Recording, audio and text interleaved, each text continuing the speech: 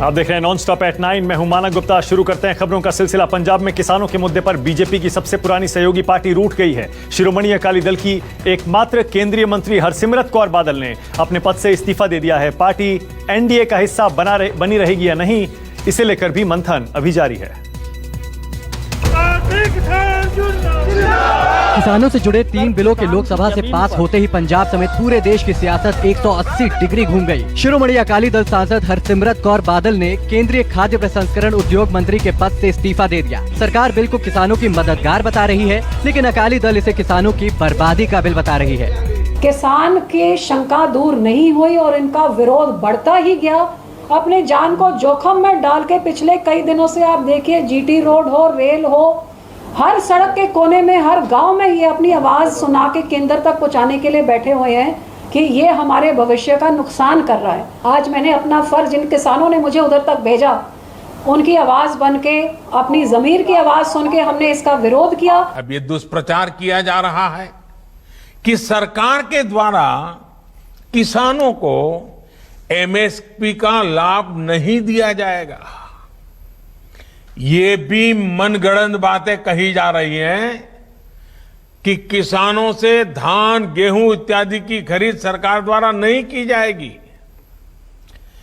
ये सरासर झूठ है, गलत है, किसानों के साथ धोखा है। प्राइवेट मल्टीनेशनल को आपने टैक्स फ्री कर दिया मंडीज में, और सरकार की मंडियों में टैक्स लगेगा। और एमएसपी पे हमने बोला था कि प्रधानमंत्री फ्लोर ऑफ द हाउस या एक्ट में डालें। इससे उन्होंने कुछ नहीं किया।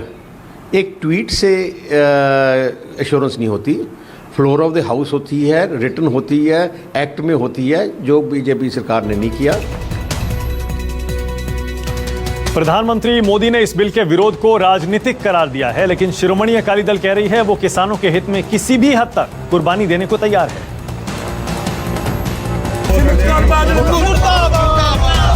केंद्रीय मंत्रिमंडल से हरसिमरत कौर बादल के इस्तीफे की वजह किसानों का आंदोलन है। वो गुस्सा है जो इस बिल के कारण पैदा हुआ है। शिरोमणि अकाली दल का कहना है कि इस बिल से खेती किसानों का पुराना ढांचा ही खत्म हो जाएगा, लेकिन केंद्र सरकार का कहना है कि ये आरोप सिर्फ सियासी शगुफा है। ये बिल कहा जा रहा है कि किसानों के लिए है, और किसानों के एनडीए में रिप्रेजेंट कर रहा है शिरोमणि अकाली दल। अकाली दल किसानों की पार्टी है, और कम से कम हमें पूछ लेते कि ये हम चाहते हैं, हम किसानों के व्यूज़ ले लेते, किसान जथेबंदी को उनको साथ मिला देते, पर नहीं किया। ये भूल रहे हैं कि देश का किसान कितना जागृत है। वो ये देख रहा है कि कुछ लोगों को, किसानों को मिल रहे नए अवसर उनको पसंद नहीं आ रहे हैं। अब ये लोग राजनीति कर रहे हैं। मैंने तो अपने पद से इस्तीफा दिया है, तो कुछ खोया है, पाया तो कुछ है नहीं, तो और राजनीति करके मुझे क्या मिला? और जो किसान पंजाब के कोने कोने में, हरियाणा में, राजस्थान में, यूपी में, महाराष्ट्र में जो वो विरोध कर रहे हैं, तो वो भी राजनीति कर रहे हैं। उनको राजनीति करके क्या मिल रहा है? मेरे कहने का मतलब यही है कि आप एक बिल लेके आए हैं जो आप कहते हैं कि किसानों के फायदे में है, जिसके फायदे में आप लेके आए हैं, जो वो ही इसके खिलाफ में, जो वो आज सड़कों पे उतरे हुए हैं कि इससे हमारा भविष्य खत्म हो जाएगा। हरसिमरत कौर का दावा है कि उन्होंने किसानों के हित में कुर्सी की कुर्बानी दी है, लेकिन कांग्रेस को ये बातें हजम नहीं हो रही हैं। केंद्रीय मंत्रिमंडल से हरसिमरत कौर बादल का इस्तीफा देश की मुख्य विपक्षी पार्टी कांग्रेस की नजर में महज नौटंकी है, क्योंकि हरसिमरत की पार्टी शिरोमणि अकाली दल अब भी एनडीए का हिस्सा है। लेकिन अकाली दल का आरोप है कि पंजाब की कैप्टन अमरिंदर इससे भी ज्यादा किसान विरोधी कानून बना चुकी है और 3 साल से किसानों का शोषण कर रही है। इस्तीफा दिया, अच्छा किया, मगर इस्तीफा एनडीए से भी साथ में दो। ये दोहरी नीति, डबल पॉलिसी चलेगी नहीं। रनिंग विद, कहते हैं अंग्रेजी में कहावत है, running with the hare and hunting with the hounds. ये काम नहीं चल पाएगा। ये इसके साथ आप अपनी और पोजीशन पॉलिटिकली बिगाड़ लोगे। इनके मुख्यमंत्री इसको कॉन्कर करते हैं केंद्र के सरकार।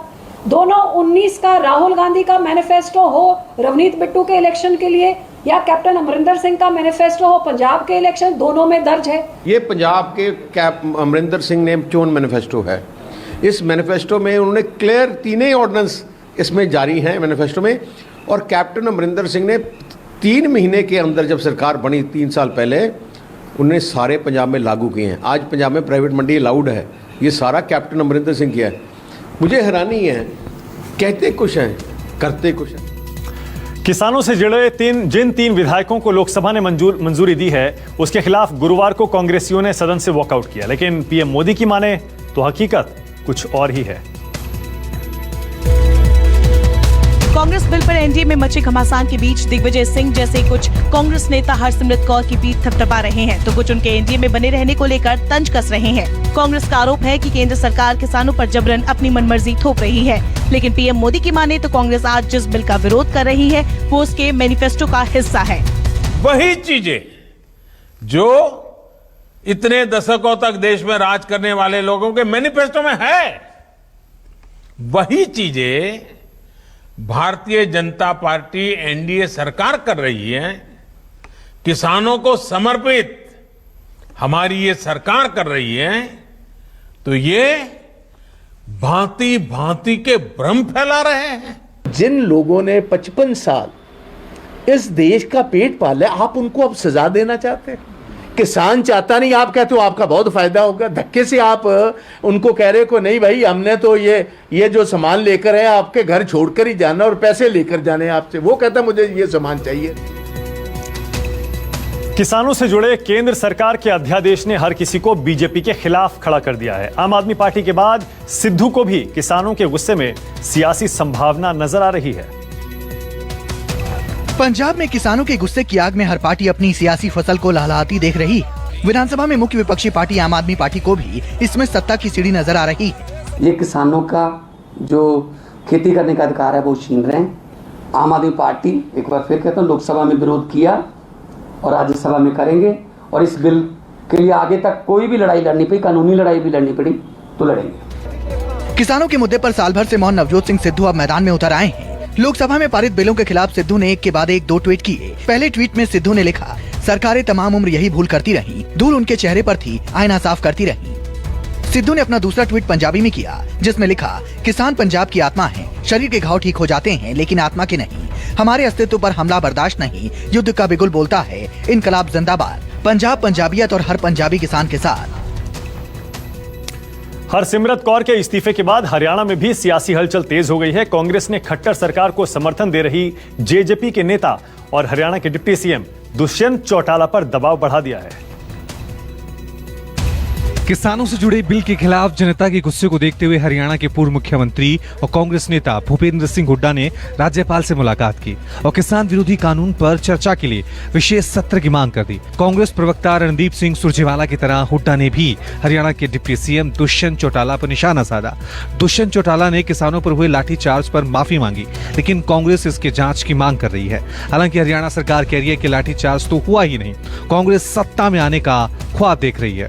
गवर्नर साहब को हमने आग्रह किया है कि असेंबली का स्पेशल सेशन बुलाया जाए।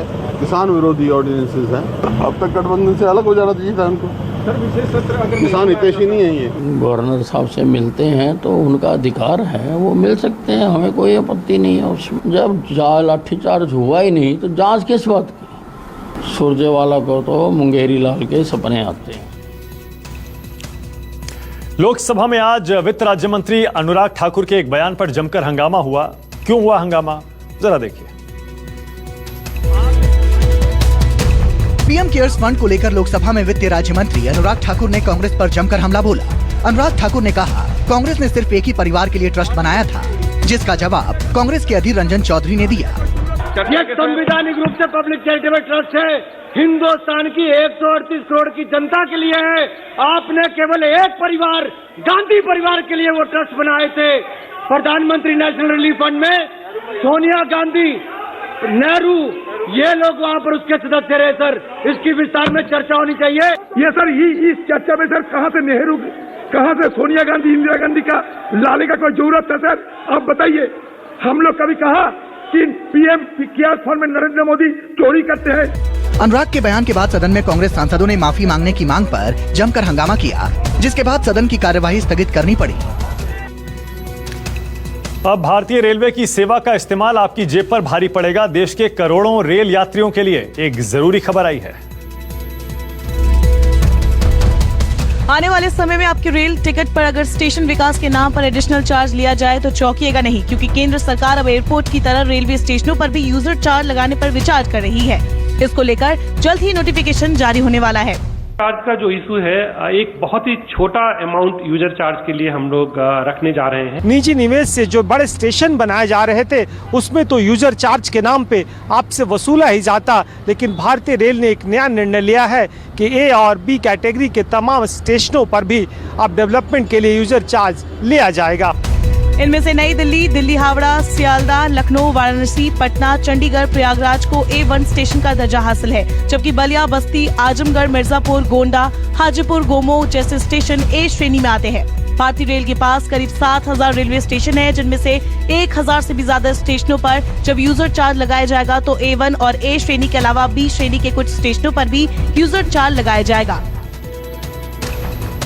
बिहार में जैसे जैसे चुनाव की तारीख नजदीक आ रही है, वैसे ही नेताओं के बीच जुबानी जंग बढ़ गई है।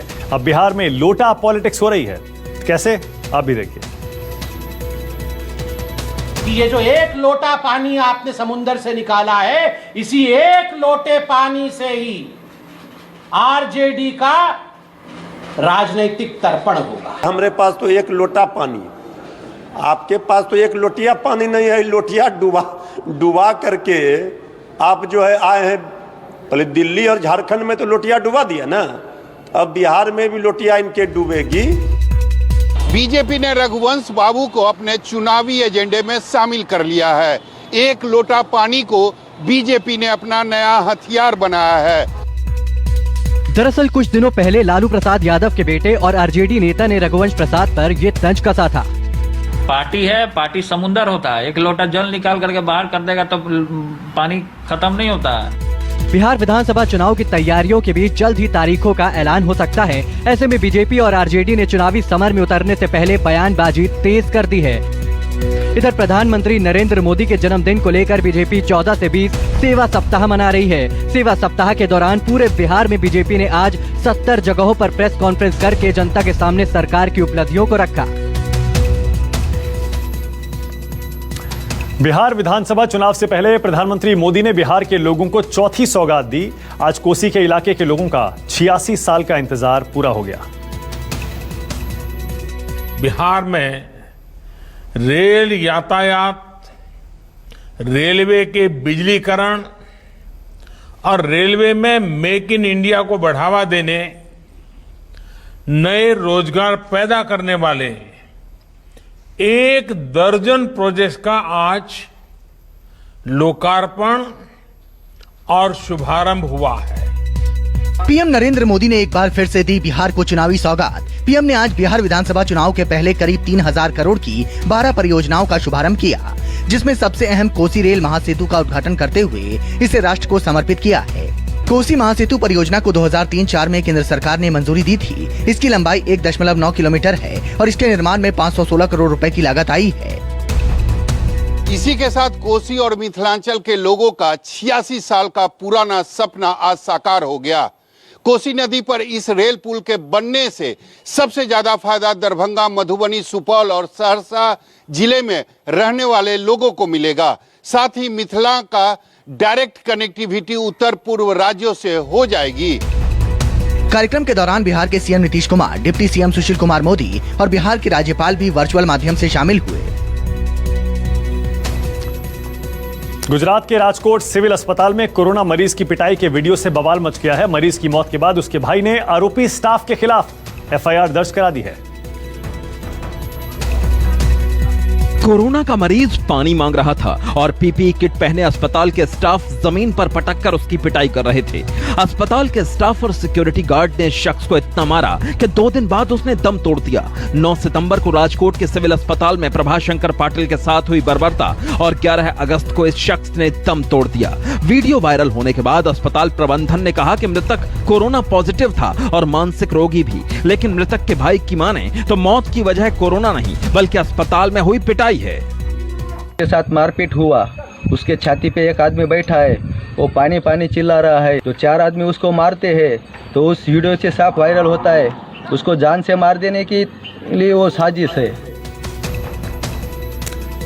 नवरात्रि के मौके पर हर साल गरबे की धूम रहती है, लेकिन इस बार होने वाले गरबा समारोह पर कोरोना का काला साया पड़ता दिख रहा है।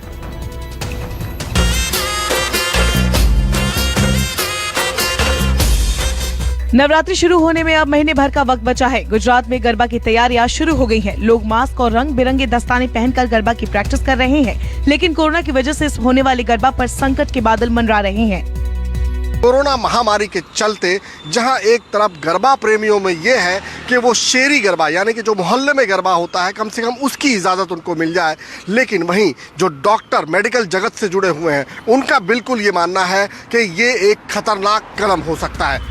हालांकि गुजरात के उप मुख्यमंत्री नितिन पटेल ने गरबा के आयोजन के संकेत दिए हैं, लेकिन कोरोना महामारी से जूझ रहे डॉक्टर की टीम का प्रतिनिधि करने वाली संस्था अहमदाबाद मेडिकल एसोसिएशन इसका विरोध कर रहे हैं कि जो प्रोफेशनल नवरात्रि महोत्सव का जो आयोजन है उसको इस बार टाला जाए।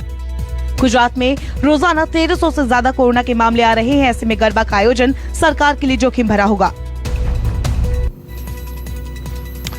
यहाँ छोटे से ब्रेक के लिए रुक रहे हैं। ब्रेक के बाद देखिए एमपी में कर्ज वसूली पर शिवराज सरकार का यू टर्न।